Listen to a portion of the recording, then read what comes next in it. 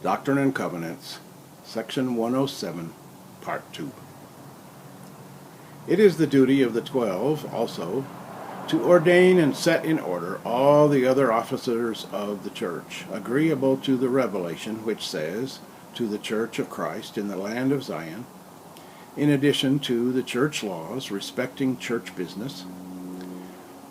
Verily I say unto you, saith the Lord of hosts, there must needs be presiding elders to preside over those who are of the office of an elder, and also priests to preside over those who are of the office of a priest, and also teachers to preside over those who are of the office of a teacher in like manner, and also the deacons.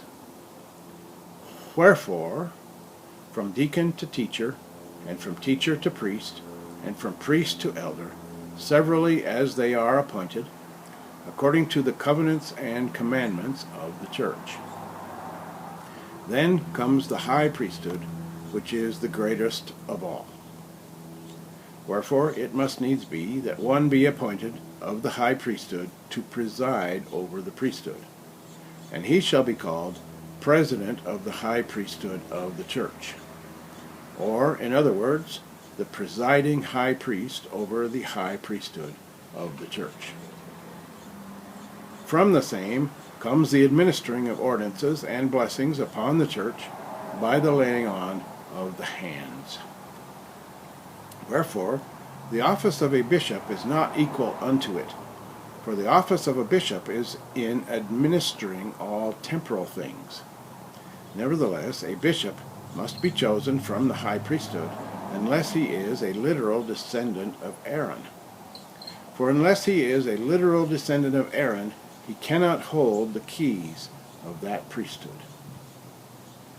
Nevertheless, a high priest, that is, after the order of Melchizedek, may be set apart unto the ministering of temporal things, having a knowledge of them by the Spirit of truth, and also to be a judge in Israel, to do the business of the church, to sit in judgment upon transgressors upon testimony as it shall be laid before him, according to the laws, by the assistance of his counselors, whom he has chosen or will choose among the elders of the church.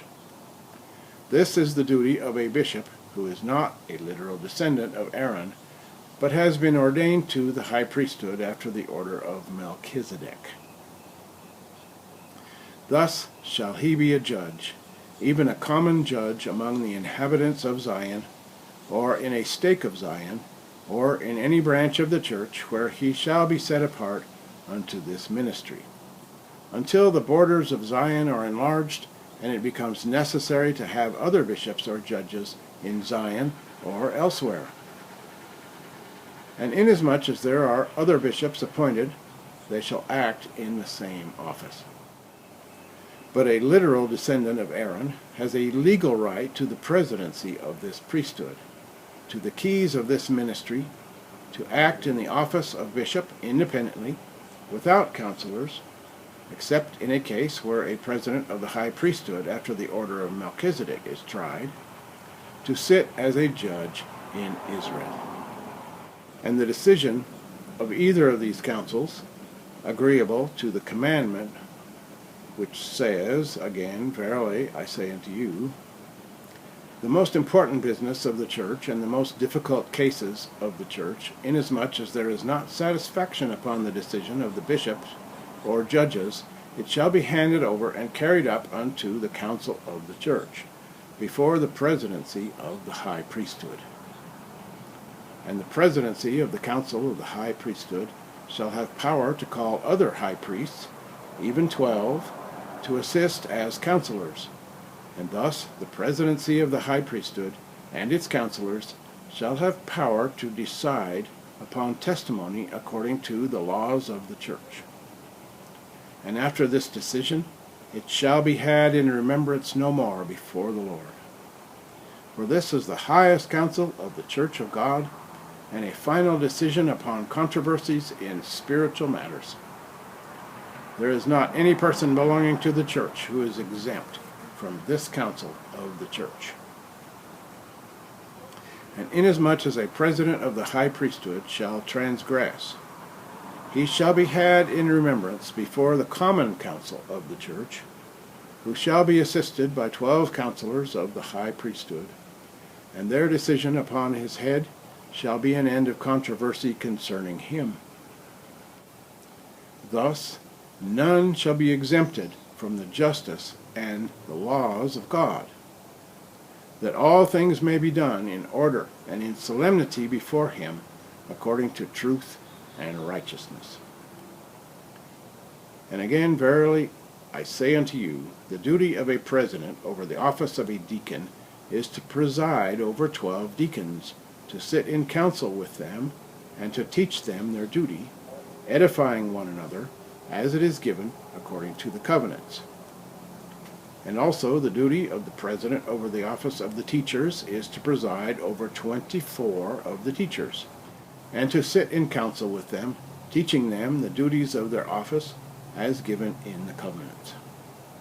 Also the duty of the president over the priesthood of Aaron is to preside over 48 priests, and sit in council with them, to teach them the duties of their office as is given in the covenants. This president is to be a bishop, for this is one of the duties of this priesthood. Again, the duty of the president over the office of elders is to preside over 96 elders, and to sit in council with them, and to teach them according to the covenants. This presidency is a distinct one from that of the 70, and is designed for those who do not travel into all the world.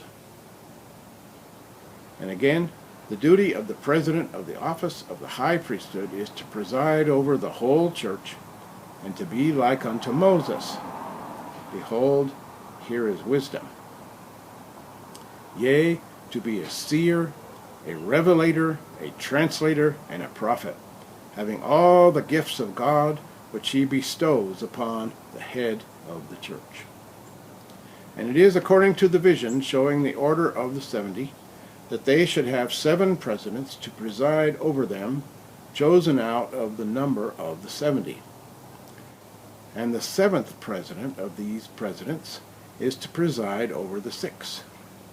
And these 7 presidents are to choose other 70 beside the first 70 to whom they belong, and are to preside over them, and also other 70, until 7 times 70, if the labor in the vineyard of necessity requires it.